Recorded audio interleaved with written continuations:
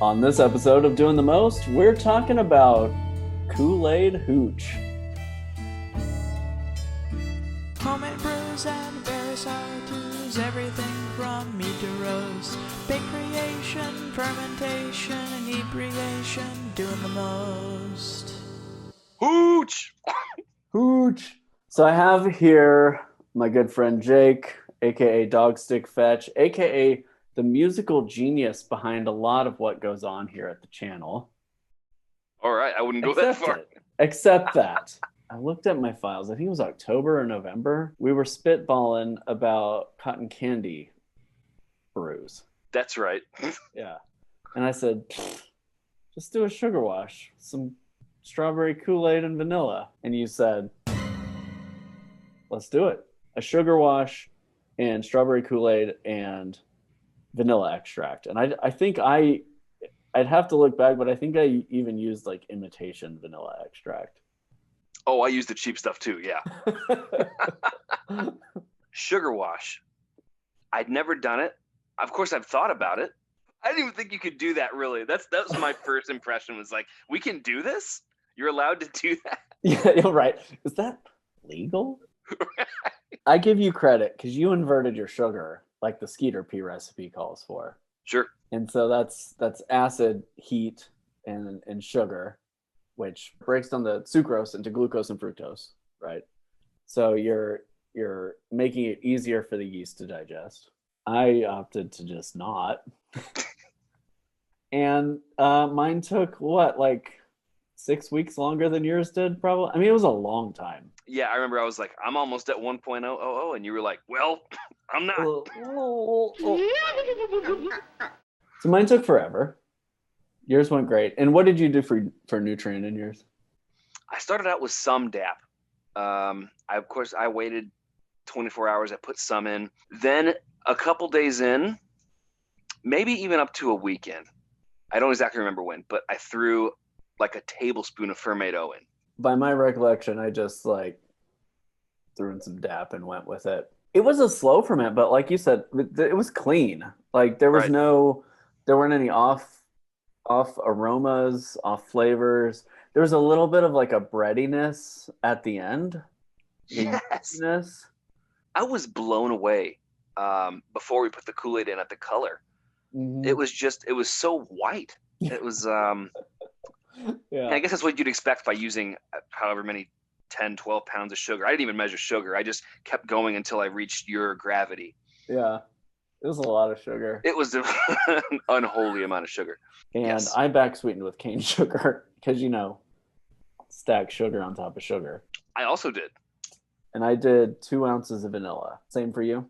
I'm positive I did 2 ounces of vanilla. I think I added one more Kool-Aid packet than you. So ridiculous. So we did the ferment. We flavored it up. I put mine in a keg. And then we just let this project languish. But, what they say is that age improves just everything. We'll see if it stands true for Kool-Aid hooch, right? Ready? Let's do it.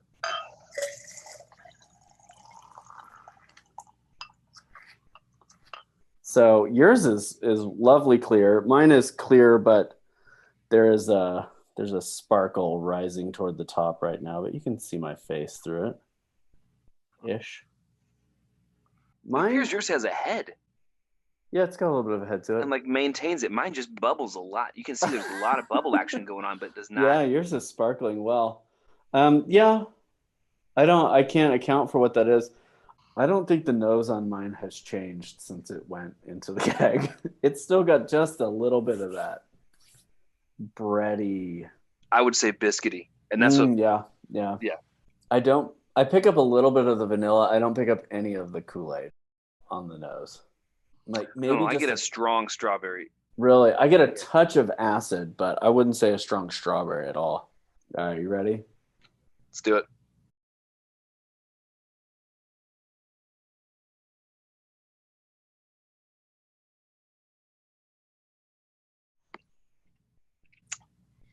That's not bad, man.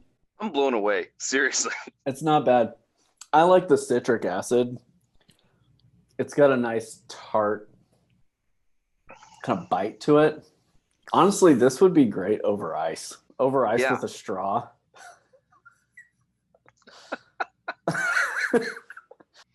See, I know you're a fan of QA23, and I'm Uh-huh. not, because anytime I brew something with QA23, it's the first thing that I taste. It's like as soon as it hits the front of my tongue, I go, "Yep, I brewed that with QA23." I can taste it a mile away. And do you think that's what's responsible for the bready note that's in here? I do. I do. I think it's biscuity. I would normally call it a yeast character. Mm-hmm. But like you said, it's not like a young yeastiness. It's not like a yeasty fault. It's like It's a contribution from the yeast. it's definitely something you can pick up, and it happens Yeah. every time whenever I use QA23. There's so little going on in this brew Exactly. that yeast contributions kind of push to the forefront. And so maybe we should have used DC 1118. I mean Might have that's been like cleaner. well, and it's like really in the spirit of hooch brewing. You know? Yeah, right.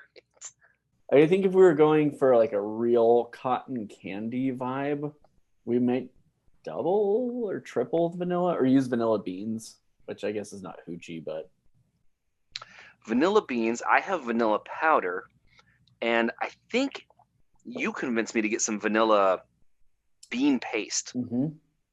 Yeah, and I've used that a couple times. That's pretty good too. Yeah. The thing I like about it is you have a kind of a level of control with vanilla bean paste because you can dose with it. Whereas Sure. vanilla beans, it's dependent on the bean size, the origin of the bean, how dry it is, the quality of the bean. But vanilla bean paste, you can kind of, I'll add another couple of grams and see how we go. But I like how it smoothed out. It's kind of satiny. Like it's smooth, but there's just a little bit of texture there, a little bit of grit that helps the strawberry flavor hang around. It's good. It's well, okay.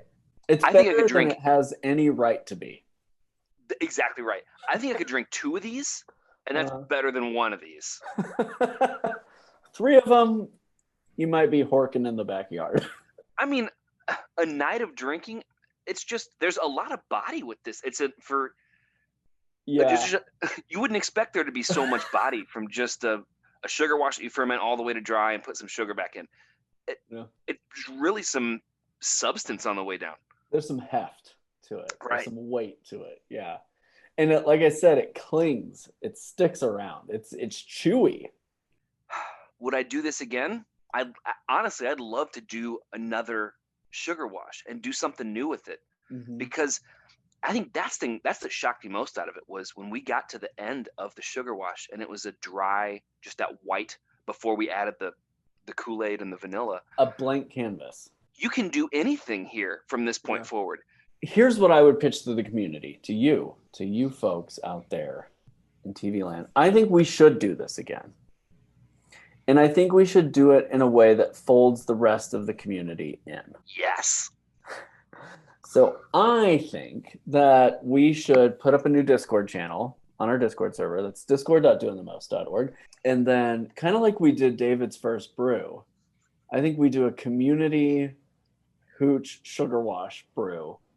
We come together, we vote on it, we straw poll on it, and then we all brew the same thing. Yes. I think this could be brilliant. How much fun? This is going to be so much fun. What do you have ideas? Do you have like suggestions? Like I want to go intense. I want to go like molassesy and herbal and minty. Like I want to dive into the dark side of what this could be. Do you have a vision? That's brilliant. The only thing I was thinking was, you can buy fruit concentrates, blueberry concentrate, tart cherry concentrate. So somewhere on Amazon, I found a Loganberry soda syrup. Okay. Where you kind of like add your own carbonated water and you make like a Loganberry soda. I feel like feels like it's in the spirit. So you can join the Discord server at discord.doingthemost.org. Jake's there. I'm there. Like a lot of people are there. And then there's going to be a channel. And again, the name will be right here. Right there. And we're going to do a community hooch brew, a community sugar wash with adjuncts. Let's get some Fermento in there. Let's get some Fermento in there.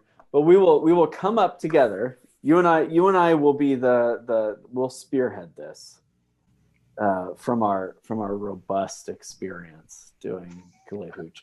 And then as a community, we'll come up with the recipe. I think we break it down 5 gallon, 1 gallon, right? So like depending on what scale you're at. Sure. So that way everybody's clear on what we're going to brew, and then we'll all brew it. We'll all do secondary together. We'll all package together. And then maybe we'll all get on Zoom together. It's gonna be a cluster. That'll be a cluster, but it'll be a good time. We'll all get on Zoom together and we'll see how it went. For experimentation, it offers a blank canvas for really playing around with flavor and balance. And I think for the community, it offers kind of a sandbox that we can all kind of hang out in and see what we can build together. And I think that's cool. Well, thank you for drinking with me. Thanks for having me, man. It's always a good time.